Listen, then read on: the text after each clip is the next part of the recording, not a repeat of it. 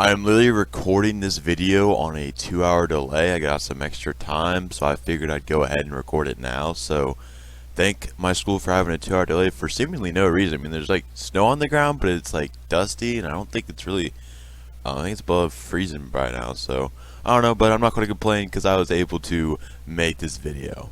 Lesson from the brain, seeing the beauty through the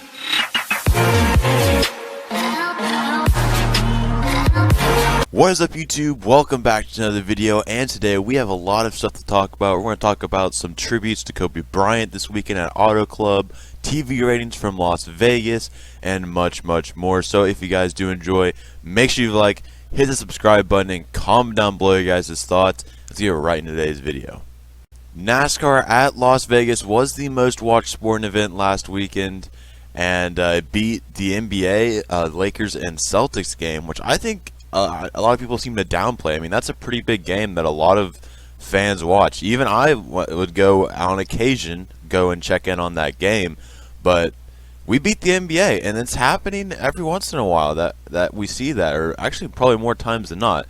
And I do think part of this is because the NBA, I mean, they have, what, 5 to 10 games a day, and NASCAR only has one race a week, plus it's 2 different fan bases. But still, I think it's pretty cool that a lot of people say the NBA, you know, one day, and I'm one of those people that kind of believe in this, that one day the NBA might be able to take on the NFL, but we're sitting here at NASCAR, a dying sport, and we beat them. I don't think it's even close. NASCAR had 5.5 million average viewers, and then the NBA game actually ended up with, sorry, it's loading. Ended up with 3.5, so we beat them by 2 million viewers. Again, there's other factors that go into it, but I still think if NASCAR is such a dying sport, why are we beating the NBA on one of its biggest games of the regular season, in my opinion, with the Celtics and Lakers? But that's enough on me. I mean, I'm a big basketball fan as well. I got the Celtics banner right there. But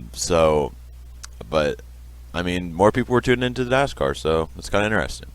Here are the 2 cars being ran in honor of Kobe Bryant, staying on the topic of basketball. I believe Daniel Suarez is also supposed to be running one, but I have not seen anything about it. Now, I know Ryan Blaney did actually meet Kobe Bryant at least once, probably multiple times. Kobe Bryant seems like the kind of dude to meet with somebody more than just once, but I think he got like one of his fire suits or something like that, and they met, and I feel like that's why he's running one. And then William Byron, just an honor. I don't know if they ever met or anything like that. They could have, maybe not.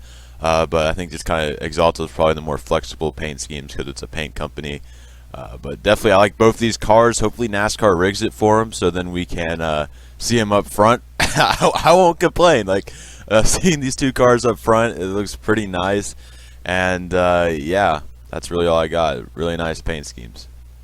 Roush Fenway also posted this picture on his Twitter of Ryan Newman at the shop. There are some other ones, but I just picked this one out because it seemed to be the biggest. So back in the shop, always love to see that, of course. Ryan Newman still recovering from his Daytona 500 crash, but good to see him out and about. You know, I don't think he's racing this week. I think we would have heard it by now, but glad to see him back in the shop, and hopefully he'll be back when he's ready. We have already talked about him today, but we are going to once again talk about William Byron. He will be testing the next-gen car March 2nd and March 3rd, because March 1st, I believe, is the actual Auto Club race, but he'll be testing at Auto Club the 2 days after that, and I have mixed feelings about this. If you look at the positive side, I'll go with the positive side first. William Byron will be in this car for likely the rest of his career, unless it completely flops, of course, but he'll be in this car for a long time, and getting an input of a driver who will be driving the car is good. But on the flip side here, I'm not sure how much input he's going to give, whether it be his inexperience or the fact that, you know, maybe he just doesn't want to give that much bad feedback to NASCAR. I don't know. But I feel like a young driver is not going to give you the same feedback that Joey Logano did. Even Austin Dillon. I feel like Austin Dillon, at least he's not my favorite driver. He had a great race last weekend. Maybe he can repeat it, but I don't really like him. I haven't liked him. I never hated him as a person, not liked him as a person, but the fact that he's still in the car, I've never liked him. But still, I feel like he would give better feedback than William Byron. I could be wrong. I don't know William Byron personally. I don't know William Byron, how, if he gives a lot of feedback or not. Obviously, every driver gives feedback to a certain degree, but I'm not sure on a car that he's never driven if he'll give the best feedback. I could be completely wrong. William Byron fans, I'm sure you'll prove me wrong, but that's just my opinion. I feel like putting a Kurt Busch in there would probably be more beneficial because he is somebody who's been in this sport for, has it been 20 years? God damn, he's been in the sport for 20 years. Probably not exactly. I'm probably off by a little bit, but he's been in the sport a long time. He knows, the ins and outs of the car. Brad Keselowski would be another good one. Has he tested? I'm sorry if he's tested, I'm saying that, but he can test again. Who said he can't test twice? Matt DiBenedetto, I feel like those are drivers that could definitely give good feedback. Obviously, you don't want Kyle Busch because he's just going to say, all right, I want the car this way, not I think this would be best for the car. So definitely don't put Kyle Busch in there, but his brother, like I said, or any of the other more experienced drivers. And don't think I'm hating on Byron. I'm not a Byron fan, but I like the guy. I'm just not sure how much feedback he's going to give, if it's going to be feedback that's actually beneficial to the car or not. But I could be completely wrong, and I hope Byron proves me wrong. Now we're going to get into more NASCAR future topics, topics that we'll see in the future. See what I did there? No, not really. It's not clever at all. But it is reported by Adam Stern that several NASCAR tracks are expected to get only single-year deals for the next handful of years, per sources in a bid by the sanctioning body to keep its scheduling options wide open. And I think this can only be good for the fans because this means that they'll try one thing that might be bad for the fans, but then they can change it. If they can't, you see, with having multi-year deals, you don't have to necessarily have the same date every time. You can move it around, but it is shit tons harder because they're planning on it. So if you have 1 year deals, that makes the tracks have to kind of move by NASCAR. And if you're thinking maybe the tracks will be like, oh well, we just won't go to NASCAR. NASCAR is probably their biggest event that they have. Like, obviously Daytona is the biggest event that, I don't think they'd ever move that, but I'd say most tracks you go to, can you name another race that goes there besides IndyCar maybe? I know a couple of tracks IndyCar goes to, but I'd say Gateway is probably the only track that the IndyCar race there is probably bigger than the Xfinity car race there. I think Iowa would probably be another one with that one as well, but obviously they're not in the Cup Series yet. But I'd say every Cup Series track, that is their biggest event of the year. That is where they make their most money. I could be completely wrong, but at least most of the tracks, that's the case. If you mean to tell me Daytona is making more money off of IMSA, off the IMSA race, and they are off the Daytona 500, I would call you crazy. Who knows? I could be wrong. I'm not. It's purely speculation on all that, but I would say it's safe to say more people show up to there, but who knows? Maybe they make more money because of another reason. But anyways, that's not the point. My point is that NASCAR is looking to change the schedule. But I think this means that this upcoming new deal that we've been talking about is the reason why all these schedule changes will happen. We might not see as many schedule changes all at once. They might spread it out over a long period of time. Maybe they'll move. I almost said Homestead, but they already did move Homestead. Maybe they'll move another track to the championship because this ISM championship I am not looking forward to in the slightest. But maybe they'll move that championship, move Atlanta to the championship. I don't know if I'd want it there, but that's just the first mile and a half to pop to my head. Maybe they move that to the championship. They don't have to worry about scheduling because it's a 1 year deal. Maybe they move Kansas out of the playoffs. Maybe they move Darlington out of the playoffs. They'll move it around, but I don't think it'll happen all at once. They'll try it in sections, see what works, see what doesn't work, and then maybe once they have figured out the schedule, then they'll start signing multi-year deals. Again, it's all speculation. They haven't confirmed this is going to happen, but it does. I think this can only bring positive stuff for the fans, at least, assuming they make the right decisions. And at least if they make a bad decision, this means they'll be able to fix it pretty easily since they're only on 1 year deals. And the last thing I want to talk about here is actually off of Eric Estep's channel. If you haven't seen the interview, he interviewed Matt DiBenedetto. I want to talk about the last thing he asked, and that is Indianapolis road course for the Cup Series. Matt DiBenedetto was a huge fan of this, and I wanted to just kind of bring it on this channel and have a slight discussion about it. But But what did I say? But God knows.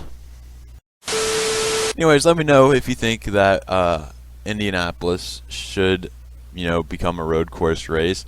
I'm gonna put in my thoughts in it right now, though. I think that this Indianapolis race that we have now is not working. It's boring as hell. I can't remember the last time. Actually, I can. The Casey Kane race, but if you subtract that part, I can't remember the last time I watched a full Brickyard 400. Even when, even now, even back then, I at some point get bored and just start playing NASCAR Heat, whatever. I think it was NASCAR Heat 3 last year, obviously, but I go and I play Xbox. I go do something else because it's boring. I live in Indiana and it's boring. It's not fun. I don't care if they take away the Brickyard 400. I could care less because the races are boring as hell. And even the package, in my opinion, did not really help that race. It obviously was better than it probably would have been without the package, because that's how it is at almost every track except for the short tracks that they switched this year. But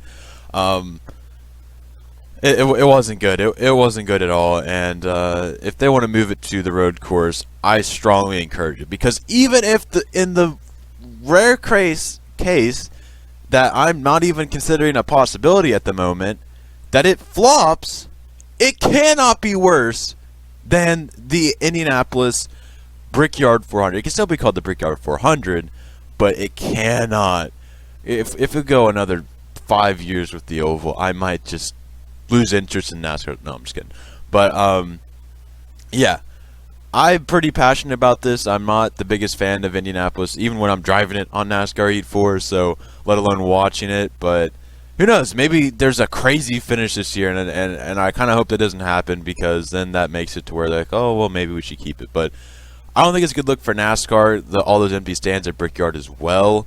They can't really fix that. I do think we need to stay at Indianapolis, I guess. I don't know. Is it really that big of a market, though? I'm kind of on the fence about that. But as for the Indianapolis road course, I think NASCAR should go there. Obviously, we'll see how the Xfinity race goes. If in some crazy way it's terrible, then okay. But I feel like if Matt DiBenedetto was so high on it in that interview, I feel like that seems like a place that maybe other drivers get excited for. So we'll just have to wait and see. But let me know down below what you guys think about the Indianapolis road course, because we already talked about the the Circuit of America road course, but I'd say the Indianapolis road course is probably more likely, because there's already an Indianapolis race on the schedule, so they'll probably just switch that. So let me know what you think. Let me know what you think in general about new tracks coming to NASCAR, because we did just talk about track deals. We could see Iowa or Gateway. I don't think we'll see Gateway, but Iowa might come up to the Cup Series here. I'm kind of interested to see if that ever happens. Sorry that my thing's shaking. I moved my foot. But yeah, that's all I got for that, and actually the video. Hope you guys did enjoy. If you guys did, make sure you hit the subscribe button, and comment down below your guys' thoughts. Let me know what you thought about everything in this video, especially the Indianapolis part and the next gen part, because I feel like a lot of people are going to say I'm hating on William Byron. I don't mean to hate on William Byron, but at the same time, I'm not going to act like I feel like he's the best driver to test the next gen car. But let me know what you think about that, because I feel like that might be a little controversial. But yeah, that's really all I got. So I'll see you guys in the next one. Peace out.